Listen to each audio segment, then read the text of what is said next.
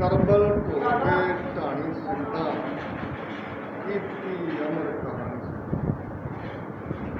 ਮੂੰਹ ਨਾ ਲਾ ਕੇ ਪਾਣੀ ਨੂੰ ਕੀਤਾ ਪਾਣੀ ਸਜਦਾ। ਲੋਕੀ ਜੀਵਨ ਲੱਭਦੇ ਨੇ ਪਰ ਮੌਤ ਹਯਾਤੀ ਜਾਣੀ ਸਕਦਾ।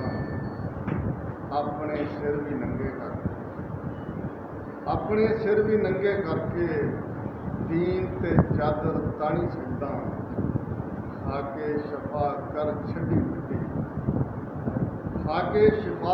ਛੱਡੀ ਮਿੱਟੀ ਕਰਬਲ ਇੰਜ ਸੀ ਛਾਣੀ ਸਕਦਾ। ਜਿਸ ਹੋਣੀ ਤੋਂ ਜੱਗ ਡਰਦਾ ਏ ਉਹ ਸੀ ਅਜ਼ਮਾਣੀ ਸਕਦਾ। ਕਰਬਲ ਢੋ ਕੇ ਢਾਣੀ ਸਕਦਾ।